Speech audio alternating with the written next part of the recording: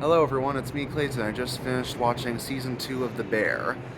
Now, after the first season ended up as a surprise hit on Hulu, the second season deals with more personal issues involving Carmy and the rest of the staff.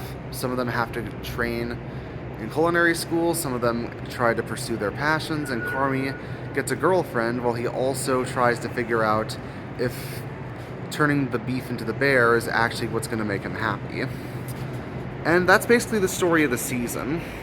While it's a little bit longer and deals with more personal issues, including an entire hour-long episode that deals with Carmy and his family, it definitely feels like it still has the heart of the first season.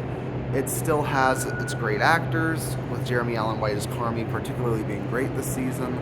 But it still has great arcs for Sydney, Richie, Tina, even Sugar gets some good development here.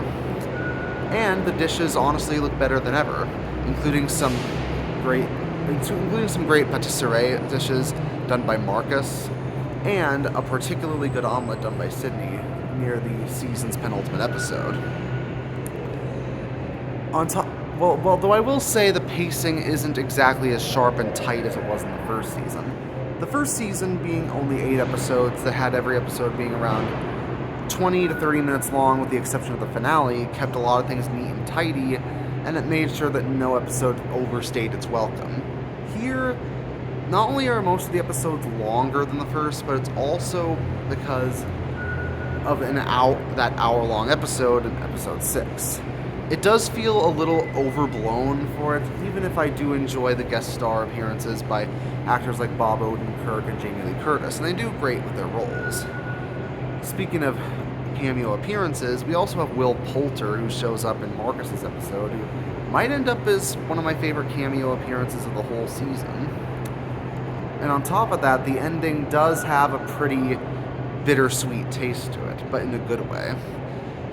Whereas the first season ended in a triumphant note, with the characters finally having something good happen to them after so many occasions of things just going wrong left and right, this season ends with a few things in shambles, and it makes you think that maybe something is going to happen in season 3 that's going to change everything you knew about these characters and everything that they built up throughout the second season.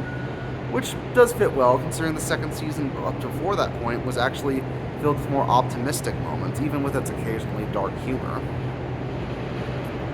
I do appreciate that Carmy gets pulled in directions involving his family and a girlfriend named Claire that he has, but he still ends up not doing things that he enjoys, and he still ends up not allowing certain good things to happen in his life because he still wants to cling to that position he had before of being the top chef in the world, because he didn't have those things. He was allowed to focus on just this one specific goal. But maybe he's going to have to learn that being the top dog and being on the top of the world isn't all it's cracked up to be. And maybe he should just allow some good things to happen in his personal life so he doesn't go nuts. Especially considering that even characters like Richie, as despicable as he can sometimes be, does deliver good points about Carmy as a person, and he even goes through some of his own development when he has to work in a fancy restaurant on his own. So yeah, while I don't think the pacing is as good as the first season, almost everything else, the acting, the storylines, the cameo appearances, and the food itself, generally makes The Bear still one of the best shows of 2023, and I think it's one of the best second seasons I've seen in recent TV. So that's why I'm going to give The Bear Season 2 a 9.5 out of 10. See you next time.